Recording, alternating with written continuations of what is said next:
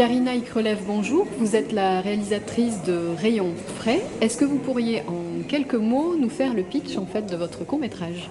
Oui, alors Rayon frais, c'est un film qui parle d'une caissière du supermarché qui s'ennuie un petit peu à sa caisse et qui a besoin de rêver. Elle est passionnée de films noirs et ça tombe bien un jour et on a un braqueur qui arrive à sa caisse et qui vient de braquer un DVD de Pulp Fiction. Et il va lui proposer de rentrer et de glisser tout doucement dans l'aventure du hold-up du supermarché, sans qu'on sache si c'est un film ou si c'est la réalité. Alors, ce court-métrage a des allures de polar humoristique, mais on sent au-delà de ce polar quelque chose de plus sensible. Comme vous l'avez dit, peut-être aussi que ces gens-là s'ennuient, ont une vie monotone, et c'est peut-être en fait aussi le sujet du film. Oui, je me suis toujours demandé en fait quelles étaient les vies réelles de gens qu'on perçoit comme étant un peu dans un mode de vie un peu automatique, des caissières ou d'autres types de professions, et des gens qu'on croise, qu'on ne côtoie pas forcément. Et effectivement, je trouvais que le polar c'était une accroche intéressante pour faire un hommage aux films des années 60-70 et basculer peu à peu vers quelque chose de plus vital, et comment l'imaginaire peut en fait être une arme dans nos vies, que ce soit caissière ou pas d'ailleurs, mais d'ouvrir des portes pour que communique la fonction et puis l'ouverture à quelque chose de plus grand en fait. Justement, à ce sujet, je trouve que la musique, et en tout cas le son, a une grande importance en fait dans le film, jusqu'à la rythmique de la caisse en fait. Est-ce que vous pourriez nous dire comment vous avez travaillé? Alors la musique, c'est une référence au polar, au vieux polar, mais comment vous avez travaillé justement ce son à la caisse? Alors le son, c'est quelque chose que je souhaitais être un élément narratif majeur du film. Je voulais pas que tout passe par l'image. Et je voulais que le son soit vraiment à hauteur du reste du récit. Comment on a travaillé? On a travaillé en fait très très tôt, déjà dès l'écriture, à insérer des éléments de son qui composent une partition, qui ne sont pas nécessairement de la musique, même si on a aussi beaucoup. Et ensuite, avec la compositrice, Lisa Chevalier, on a essayé de recréer déjà l'univers sonore d'un supermarché, et ensuite l'univers intérieur de Janine, la caissière, pour aller vers quelque chose qui est de l'ordre du polar, et cette petite musique intérieure qui va venir en fait se heurter, se frotter à la musique du supermarché. Donc entre l'intérieur et l'extérieur de son environnement, on va glisser peu à peu vers quelque chose de plus polar. Alors moi j'ai aussi aimé les petites manies de Janine en particulier. Alors je sais pas, j'imagine que le tic c'est un jeu d'acteur. Ce tic un peu, ce tic qu'on retrouve sur plusieurs plans, et sa passion pour la cryothérapie. Pourquoi vous avez choisi en fait de donner ces petites manies? En fait, le film vient d'une rencontre avec quelqu'un qui était un peu plus âgé que Janine, qui avait, pour l'anecdote, l'habitude d'aller chercher des glaces dans son congélateur dès que son équipe de foot préférée, la Saint-Étienne, marquait un but.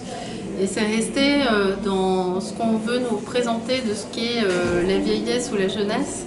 Je trouvais que le froid était une jolie métaphore, puisque la cryothérapie c'est censé nous faire rajeunir, etc. Sur comment en fait son arme au départ dans le film c'est ce froid, pour avoir l'impression de rester comme une drogue en fait dont elle a besoin pour tenir le coup, et ensuite comment au fur et à mesure ça devient autre chose, l'imaginaire, et puis elle va s'éloigner du froid peu à peu pour aller vers plus de chaleur, y compris au niveau des couleurs du film, ça va devenir un petit peu plus coloré, un peu plus contrasté. Et alors, en ce qui concerne le polar, je trouvais qu'il y avait aussi une espèce d'accélération du récit, une espèce d'urgence qu'on retrouve aussi dans la vie en fait de ces personnages. Janine est pas très loin, enfin c'est une caissière un peu âgée, pas loin de la retraite, et le client qu'elle rencontre en fait, lui est en EHPAD. Est-ce que vous avez fait un lien entre justement cette mise en scène du polar et puis leur vie. Ça a été matérialisé par la pendule aussi, je trouvais aussi ce temps là qui passe et qui est pressant.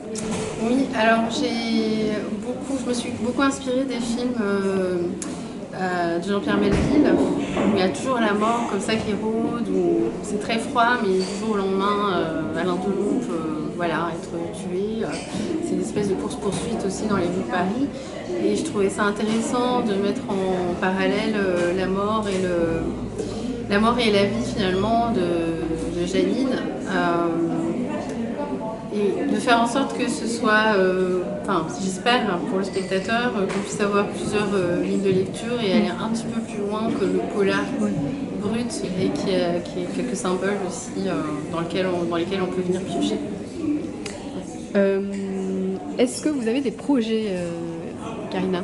Oui, alors j'ai un projet de film d'animation sur des musiciennes au Maghreb qui emmènent d'autres femmes dans une transe. C'est un film très musical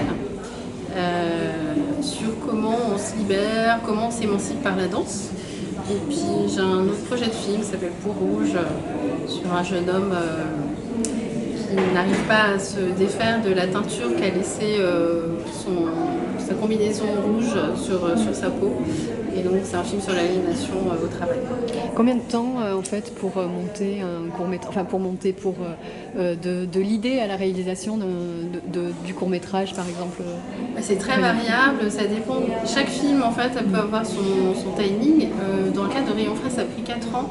Parce qu'on était déjà en plein Covid, parce qu'il n'y a pas énormément de commissions financières par an et que d'écrire un scénario ça prend aussi beaucoup de temps. Et puis c'était mon premier film, donc en toute honnêteté, il fallait que j'apprenne aussi beaucoup de choses et j'ai été super bien accompagnée par mon producteur et surtout par mon équipe, très bien entourée. Pour pouvoir prendre le temps vraiment de construire le film, on parlait de la musique tout à l'heure. La musique c'est quelque chose qui s'est travaillé dès le départ, en parallèle de l'écriture du scénario, qui avait vraiment travaillé sur le son au tout début du film et ça a pris beaucoup de temps. J'ai pris aussi beaucoup de temps pour rencontrer mes comédiens et travailler avec eux et le reste de l'équipe, faire des choix un peu éclairés. Et pour terminer, on a une petite mésaventure puisqu'on a une comédienne qui a quitté le navire un mois et demi avant le début du tournage. Donc au pied levé, il a fallu retrouver une nouvelle comédienne qui était quand même la comédienne principale.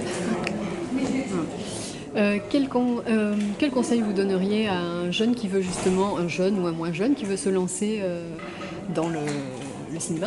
De croire en ses rêves, d'être persévérant et de se dire qu'on apprend tous les jours. Merci. De rien. Merci à vous.